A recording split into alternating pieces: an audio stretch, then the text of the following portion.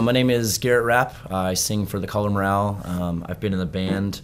We've been a band since like 2008. I know Steve and I were in a band prior, a local band, and we kind of changed the name, changed the purpose of the band, and kind of started over. Man, the garage, every time we play here, I've been all over the world the last 4 months. I've been over oceans, in other countries. There's something about venues like the garage. I guess I can say there's not venues like the garage. Anytime we play here, there's a synergy that you can't compare, and this comes from me, somebody that's been touring in a band for 6-7 years, playing music for almost a decade. You can't compare venues like this. All the writing on the walls and the eagerness and the excitement that kids bring to shows here. That's something that I at that age didn't have. I didn't have a place where I could go on the weekends and feel safe, or just come and hang out and shoot hoops in the lounge and ride my skateboard.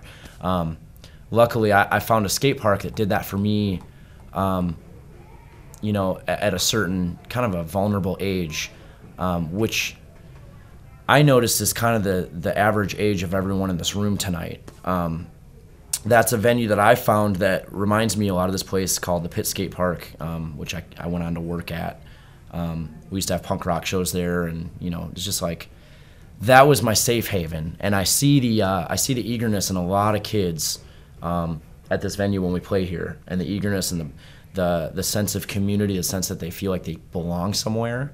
And I can say that in confidence because I sit and talk to everyone at Merch, and I know kids at that age, man, today it's just that's a really difficult, detrimental age. The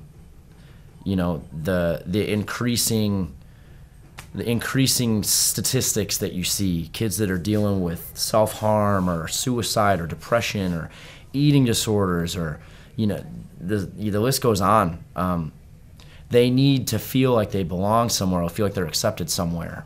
Hopefully that's what music is to them, authentically. And the fact that we have this to come and play music to them and for them and with them, man, that's just places like the garage are few and far between. And I appreciate, as an artist, having this to come to, not only to play music, but to call home for me, somewhere that I feel like I belong. And when I can get on stage and play 12 songs and have that experience, even if it's just for 50 minutes, man, that the last time we played here, that was 4 or 5 months ago, and it's lasted 4 or 5 months. So if I can come back around and do this every 3, 4, 5, 6 months, man, I'm lucky to have a place like this, and all those kids are lucky, and this should never leave, because it's hard to say what kids would do if they didn't have this. So I'm just thankful I get to play the garage. I love this place. For me, we were going into writing a third record.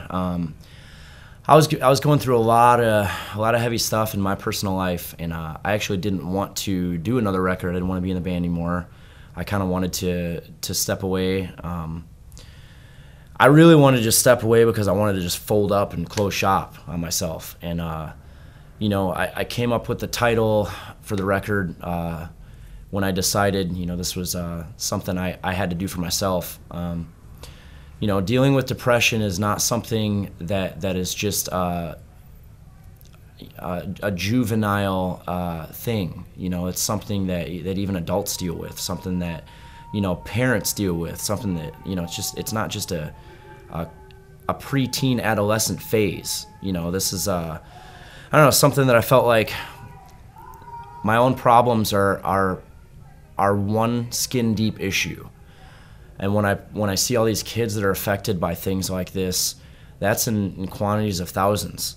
So if I have an opportunity to title a record before I write a single word for it, and then just be extremely honest and authentic in what I'm saying and how I deliver it, titling No Hope, I wanted it to start a movement in myself.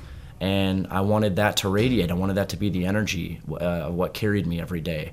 Touring in a band is not fun. It's not ideal. It's hard. It's you're always on the go. You never have sure footing. You never have stability. My home is here for the next probably hour, and then I don't know where it is. It's wherever my next show is. So for me, titling the record No Hope and really starting a movement and a message created a sense of really strong purpose and resolution for me. It was kind of an explanation as to why I've gone through the things I've gone through, and why they've, like, sometimes I feel like the things that have grown with me, they've been embedded in my bones. They've grown as I've grown. And I think sometimes there's people that won't really ever, won't ever really lose that fire. I have a friend that made this quote that he told me, he said he saw it in me when we played music, and it's called "Stay Angry." And I kind of feel like there's people in life that will deal with the things they deal with until the day they die. And those people, their purpose in life is to find a platform and to use that platform to change the course and direction of someone else's life. It's kind of an interesting statistic. I think it's 85-90% of people in the field of psychology have been through psychologically damaging experiences in their youth, in their life. And it's kind of just delivered me a sense of resolution as to why. When I can hang out at Merch and I can talk to kids for 2 hours straight and listen to their stories and see their scars, whether it's self-harm scars or it's new tattoo scars that cover up self-harm scars. It gives me a reason and validity as to not even just the last record, but as to why I'm here, why I'm doing what I'm doing, and why I'm a musician, why I'm a writer.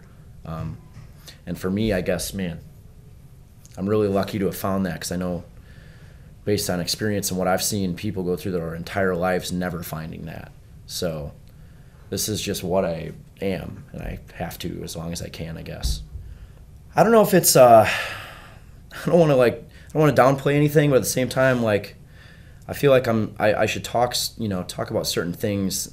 Like, to me, I feel like music has gotten extremely oversaturated and extremely gimmick driven. I think maybe what sets us apart is that we don't have a gimmick. We have real stories, that made lyrics, that made songs, that made connections, that made reasons. Our band, I guess that's not a thing that's common anymore. Like, I'll spend 3 hours straight on Twitter favoriting posts, or on Instagram liking photos, and I guess guys and bands don't do that stuff, unfortunately. I don't know. I guess that's what I've been told sets us apart. Like what I said tonight on stage, like the fact that, I've seen a comment here and there is like, I've gone to Colin Rowell's show and, man, the crowd sings more than they sing. It's like, yeah, they do sing more than we sing because it's their songs. Like, if you want to hear us sing everything, put our record in. There's no auto-tune. There's no melodyne. It's real music. And unfortunately, that's not the common thing nowadays, to have real instruments on your band's record. So I guess that's what sets us apart. It's just we just call it like it is, and we try to keep it real. I guess I do have a lot to say. I don't like the attention that being a singer in a band brings, but at the same time, it's kind of unavoidable. And if I'm gonna do this and be getting the attention of a singer in a band, I'm going to use it to say things. And I guess it's the cliche to have things to say when you're a singer in a band, but I have like a stutter sometimes, when I talk. I have like ADHD horribly, to where like I've paid more attention to those 2 plaques on the wall as to what I'm like focused on even saying. And like, if I'm going to say things in front of a camera on our stage, on a whatever the platform that this is going to give me, then I'm just going to say them how I say them. Yeah, I'll stutter a lot and I'll say 500 times. It's just what I am. And I have a lot of things to say, And I'm going to say all of them, whether they upset people or whether they aid people or whether they connect. It's just, there's one thing I've learned in what I'm doing in life, in music, in the band world and touring. It's always stay true to yourself and be who you are. It's like the Dr. Seuss quote, those who mind don't matter and those who matter don't mind. Always stay true to yourself. Always say what you need to say. Always be kind to people too, because you don't ever know what anyone's story is. Everyone to your left and right is going through something you have no idea about. So be yourself and always say what you need to say. But above everything, always be kind to people. Just want to say thank you to Burnsville, to the Garage for having us back here. Everybody that came to the show tonight, and so excited to see you guys again. We'll be back Minnesota on Vans Warped Tour this summer, and just always excited to come back to the Garage. We love this place. Thank you guys so much.